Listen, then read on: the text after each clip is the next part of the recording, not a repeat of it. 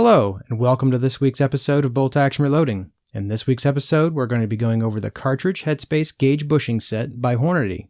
Stick around. Welcome back to the channel. If this is your first time here and you'd like to see how I and the rest of the community here make our group smaller, start now by subscribing to the channel and hitting the bell icon. That way you get notified when I post next week's video and you won't miss anything. The video for this week is going to be going over a tool that I've used for quite a while on this channel, but I've actually never really gone over in any depth. The tool we're going to be going over today is the Cartridge Headspace Gauge Bushing Set by Hornady. This may be a tool that a lot of you are already familiar with, but I've been getting a lot of questions from people that are new to the channel and having to tell them about this tool. So I thought there was no better time than to go over it. If you're not familiar with this tool, hopefully you will be after today. Saying this is called a headspace gauge, if you actually Google a headspace gauge, you might not get something that looks anything like this. So before we get too deep, let's just talk about what headspace actually is. If you actually talk about headspace in reference to firearms, the definition that Wikipedia will give us is that headspace is the distance measured from the part of the chamber that stops forward motion of the cartridge, the datum reference, to the face of the bolt. Used as a verb, headspace refers to the interference created between this part of the chamber and the feature of the cartridge that achieves the correct positioning. Different cartridges have their datum lines in different positions in relative to the cartridge. For cartridges such as 5.56, it actually headspaces off the shoulder of the cartridge, whereas other cartridges like 303 British headspace off the forward rim of the cartridge. When we're using these bushings, we're not actually concerned specifically with the number that it gives us. However, we're going to be using that tool to give us a reference number that we're going to use to actually properly set our sizing dies. I've watched several sizing die videos on YouTube and have been very disappointed that they don't actually use this tool to show you how to actually resize your brass. Strictly in my opinion, this tool is a mandatory tool if you want to actually maximize the accuracy and brass life of your brass and ensure that you're actually sizing your brass correctly. If you stick with us to the end, we're going to go over a couple different cartridges here that we have on the table, show you exactly why that this tool is going to be important, or exactly how important that it is. We'll show you a couple references, some dies that I have here on the channel, and give you an idea, if we follow the directions that actually came with some of our die sets, how poor our sizing process would be if we actually follow the directions that came with some of our dies. I would have actually liked to put up a couple drawings, but if you guys go to Sammy's website, if you want to do a little research, you'll be able to go and find some definitions if you're into looking at cartridge case drawings. I'm not sure I can display those here on the channel without violating some type of copyright, so I'm just going to tell you they're free to download. You guys can go look at those two particular drawings. In our definition, we mentioned 5.56. However, 3 of our cartridges here on the table are going to headspace the same as that other definition. And we have 2 other variants here on the reloading bench that we're going to go over to give you an example of what headspace truly is with those cartridges, but how we're actually going to use the tool the same way for those cartridges. The reason why this tool is so important is to make sure that we're actually sizing our brass appropriately. If we don't size the brass enough, it's likely that it'll be obvious to us because if we have a reloaded round, we won't be able to properly fit it in our chamber. However, more likely the case, if we follow the directions we're going to go over in a minute here, we could be pushing that shoulder back too far during our reloading process and actually possibly cause a safety issue. But we'll be going over that in a minute. If you actually look at the packaging here, Hornady is going to tell you that why to use this bushing is going to extend brass life, improve your accuracy, and enhance safety. And this is one time that I actually will agree with Hornady's marketing 100%. Using this tool to ensure that our dies are set correctly will do all of these things. Now in this particular video, we're not going to really talk as much about how to set our sizing die, but we are going to talk about the proper setting and seeing how we're going to actually measure it. Though this tool is called the headspace gauge, if we wanted to use it a more practical term, we might honestly call it a bump measurement gauge. Doesn't really matter what we call it, it matters how we use it, and making sure our measurements are referenced correctly is what we really need to do. So why don't we get close up on this tool, we'll go over a couple of things, and we'll show you guys what you need to know and why you should consider using it on your reloading bench. Now in this particular case, you're going to see that we actually have the Hornady Headspace gauge set tied to a Hornady digital caliper. I'm not going to tell you what digital caliper set to buy. I will say that if you're going to use the accessory to actually make the base that's going to go against your case head a little bit wider, it seems to line up the best for me on the Hornady digital calipers. I don't actually understand why, but probably not a big shocker that this Hornady accessory works best with the Hornady calipers. But that's really not a needed accessory. If you're on a budget, I wouldn't tell you that that's mandatory equipment, but it is an accessory that you can purchase if you want. For the purpose of today's videos though, we're going to leave it off just so I can show you how you can use this without it, but if you do want to pick it up, you certainly can. By the way, I will include Amazon affiliate links in the bottom if you guys want to check these products out and consider purchase them if you haven't already, but stick through the end of the video, make sure you understand all the uses for these tools. So first things first on our package here, if we looked at the back, there's going to be a listing here. I'll take a picture of it and put it on your screen. You'll be able to see that there's a guide that says basically a cross-reference for what the cartridge that you're trying to measure and what the proper insert is. These 5 inserts are going to cover the majority of the cases you're going to reload for. I do recommend if you don't see the cartridge you're listing for on the package, go ahead and look on Hornady's website. More than likely, you'll be able to find the case that you need. But for today's video, we're going to mostly go over some factory ammunition and what's some fired ammunition so you can kind of see the difference between those gauges. We'll go over what the ideal bump would be on a sized piece of brass. So in no particular order, since it's on the left, we're going to start with 300 Winchester Magnum. Going on to our gauge, we're going to see that which E420 is our insert that we're going to be using for 300 Winchester Magnum. If you saw before, this is all the factory ammo that we're going to be using today for reference. This is all some factory ammo that I've had. To give you an idea, all this factory ammunition is going to be designed to fit inside a SAMI spec chamber. Every single possibility, this brass is going to have to fit it in. When you buy commercial ammo, that's exactly what they have to do. If you're buying a 300 Winchester Magnum round, it's designed to fit inside the chamber of any 300 Winchester Magnum rifle. When we reload, we're typically reloading not to fit in anyone's rifle, but only our own rifle. So these are going to be referenced from actual fired ammunition that I have fired in some of my rifles versus what was actually shipped from the factory to me. Some of this you're going to see that headspace doesn't grow a significant amount, and in some cases it does. Moving right along, this is a 180 grain 300 Winchester Magnum factory round, unfired, and we're going to see with our E420 insert, the actual reference that we're going to get on our unfired ammunition is 2.260 inches. So as you guys can hopefully see, this is actually the same ammunition that's actually been fired. And so if we take a fired case, we're going to see that we went from our 2.260 measurement all the way to 2.275. So when this case was fired, this actual shoulder had to move forward 15 thousandths of an inch. If you're familiar with reloading, when we talk about resizing, typically what we're really looking for is anywhere between a 1 and 3 thousandths bump. 3 thousandths is plenty for a semi-automatic rifle. Some people try to go for as little as possible, and so some people shoot for 1. Typically, I'm going for anywhere between 1 and 3 thousandths, and that's what I shoot for when I set up my dies. If we'd set our sizing die to push our shoulder all the way back to where our factory was, we would certainly be working this brass a significant amount, pushing this back 15 thousandths. That is actually very bad practice for a 300 Winchester Magnum case. I don't have any examples of it, and I honestly hope not to, but 300 Winchester Magnum is actually fairly prone to what's called case head separation.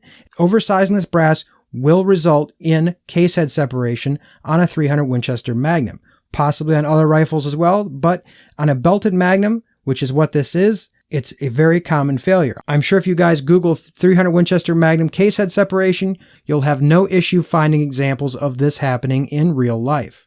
When we're talking about a 300 Win Mag, the other thing I will say when we talked about headspace, when we talk about our tool being a headspace gauge, we're typically always referring to this as shoulder bump measurement.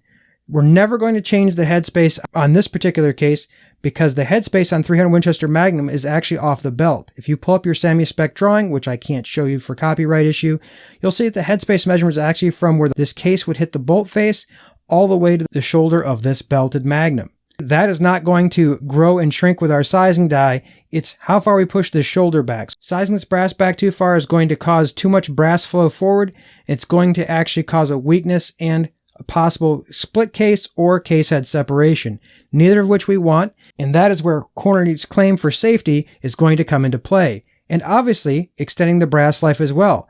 By moving this shoulder back as little as possible, and the least work we do on this brass, the longer it's going to last, and the more consistent reloads we're going to be able to get out of it.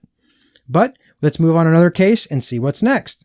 So just to make things easier so I don't have to keep removing our tool, which is very easy, but to keep it consistent, we're going to go back to the other case on the table here, which is a 338 Lapua Magnum. The reference measurement that we're getting from the case head to the shoulder of the case with the E420 gauge is 2.319 inches. On our factory unfired round, this is the same ammo fired through our factory rifle. We've gone to a measurement of 2.324 inches. So certainly not as significant of a change as our 300 Winchester Magnum, certainly more than the 3000's Maxim. We'd actually want to bump the shoulder back. So if we bumped it back to our factory level to go on our factory rifle, we very well be working the brass more than we needed to. Now for our next couple cases are going to be 30-06, 6.5 Creedmoor, as well as 7.62 by 54 Russian. I believe for all those we're going to be using our 375 bushing. Let's pull that out and we'll show you how to change these. The only tool you'll really need is a 1/16 inch Allen wrench, quarter turn, loosens up real easy, pull it out. We'll set our new one in, push there and hold it square, and tighten it ever so gently, hold it closed, zero out our calipers, and we're good to go again.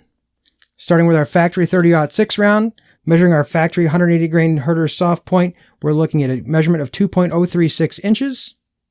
And hopefully you can see, this is again Herter's factory ammunition, fired through our 30-06. And our shoulder reference point moved all the way out to 2.045 inches. For that measurement, our shoulder has moved forward almost 9/1000ths of an inch. Much further than the maximum of 3/1000 that we really want to resize this. For our next example, we're going to be using some 143 grain Precision Hunter ammunition by Hornady. Our box ammunition is going to give us a reference of 1.555 inches. After it's been fired on a rifle, it's all the way to 1.559 inches. So this didn't grow very significantly, and pushing this back 3/1000ths would put us very close to what our factory ammo would have left us. Our last example case for today is some PPU ammunition, which is 7.62 by 54R. This is a factory unfired round, 150 grain soft point. And our reference with our C375 gauge for this is going to give us our dimension at 1.6685 inches. This is the same ammunition fired through our Mosin Nagant, and we can see that shoulder reference has went all the way out to 1.689 inches. So for this particular example, our shoulder has actually increased its size by over 20/1000ths. We certainly wouldn't want to push our shoulder all the way back 20/1000ths and have that keep expanding as we fire this case, or certainly our brass is not going to last that long. 3/1000ths or less was all we'll need for proper function, and honestly, more consistency in our rifle. So guys, hopefully that's given you a rough idea of actually what some dimensions some factory ammunition would be, and then what it would be after firing. Now let's talk about our proper die setting and actually see in action what some of our dies look like, and if we followed our directions, how we might actually get the wrong dimension. Let's take another view, and hopefully this will become obvious. Now for those of you guys that aren't familiar, this is a Forester coax press. I've actually set all of my dies, which I really don't want to change for the purposes of this video. All these are set for the proper headspace for the specific rifle that I'm reloading for. The particular die that we have in here is for 6.5 Creedmoor. It is a Forester die, though that's certainly not necessary. But you can see, if we lower our RAM, if I wanted to come in here and try and wiggle this die, it's very tight because it's slightly overcammed to actually achieve the correct dimension. Let's pick another case and see how it properly pushing our shoulder back 3/1000ths is sitting in our press. We'll pull out our 6.5 Creedmoor, and we'll put in our 300 Winchester Magnum. Lower our RAM again. Keeping in mind our 6.5 Creedmoor case, it only gained somewhere between 4 and 5/1000ths, depending on which particular piece of brass that you measure. If you remember, our 300 Winchester Magnum actually grew by a significant amount more. If we'd actually have this die pressed all the way to the way we did our 6.5, it would be significantly oversized. You'll see with ease that our die, for our proper sizing for 3/1000ths pushback, has a significant amount of play. If we follow the directions on our standard die, we would oversize that brass, and we would certainly make ourselves more prone not only to shorter brass life, but even possible case head separation. If you were using Lee dies, let's see what Lee's directions tell us to do for our die setting. See if it mentions a headspace gauge. I'll put a picture on your screen so you can read along, but you'll see for our full-length sizer, talking about setting up our die properly, it says screw the full-length sizer in until it touches the shell holder, then lower the ram and screw the die in an additional 1/4 to 1/3 of a turn, raise the ram and tighten the lock ring finger tight. That specific dimension with our lead is very close to what our 6.5 Creedmoor die would be set at. That would have been a proper resize for our 6.5 Creedmoor case. But imagine if we'd done that with our 300 Winchester Magnum. It would force us to go down even further than we already are and take out even more play to slightly overcam our press. That would have pushed our shoulder back way further than we needed to, and especially with 300 Winchester Magnum, it's just not a good idea. Hopefully that'll give you a reasonable idea, if we'd followed the directions in our lease set, to how far we would actually be oversizing our cases. Hopefully this has given you a good reference on how we would actually use this tool and why we would actually use it. By using this tool, it's going to actually increase our accuracy because our rounds are not going to be as sloppy in our chamber. In fact, in a bolt action rifle, shooting for 1 to 2 thousandths of bump on our shoulder is really what we're looking for. Going as much as 3 thousandths is possible, but 3 thousandths is really more of a dimension for a semi-automatic rifle. We say that for semi-automatic in case you're not familiar, simply because of function. You want your rounds to have a little bit more forgiveness so that automatic function can reload the next round. So we've talked about accuracy, we've talked about function, and also we're going to hit on safety. I don't like to be a fearmonger. I do think reloading is a great hobby for those that are careful and want to be able to get the most out of their rifle. But safety is always the most important factor. Simply by following the directions that came with the dies, you could be pushing the shoulder on a 300 Winchester Magnum back far further than you need to, and honestly, that is a concern. You won't have to look very far to find a case head separation in 300 Winchester Magnum. Setting our dies correctly and using this tool to do it is the only way that I know how to do it to ensure that our die setting is appropriate and repeatable. On my particular setup, I'm spoiled with the fact that I can slide my dies in and out. I have these locked rings locked down. Unless I'm reloading for a different rifle in the same caliber, I know that this die is set for what I need it to. My anneal brass, my die setting's consistent. I know when I size that brass, it's going to be perfect. 1 to 3 thousandths, but I measure it every single time to make sure that my before and after I'm pushing the shoulder back the correct amount, and I'm confident that it's going to function correctly in my rifle and safely in my rifle. One other consideration which I found online that I haven't really had a personal example of myself, one of the other susceptibilities that it goes over is the possibility of a light primer strike. I don't know which one would be more apt in your application, but something you might want to look into. Either way, this is a fairly inexpensive tool that I believe belongs in every reloader's reloading bench. This particular Headspace bushing set did not actually come with this red piece where it clips onto the caliper. That particular part came with my lock and load bullet comparator and basic insert set. I do think that this is another tool that's very important. That's another conversation for another video. If you don't have either one of those kits, you need to buy both. I'll put a link in the description box below to Amazon with affiliate links that's going to link you to the Headspace set that does come with the insert. If you already have the bushing insert, we'll also put one that comes without the insert. And I'll probably actually include the bullet comparator set down there as well if you're interested in picking that up. If you're looking to set up your bullet seating dies repeatedly, that is an absolute tool you need to have on your reloading bench as well. But like I said, another video for another day. Anyway, if you have any questions about the Hornady Headspace gauge bushing set, put those in the comments section below. I'll be happy to try and answer any of the questions you have on that. I hope you guys found today's video helpful. If you have any comments or questions, please put those in the comment section below. If you like the content and you're not subscribed, hit that subscribe button, turn the bell notification on so you get notified when I post next week's video. I hope to see you back next week. And until then, stay safe in small groups.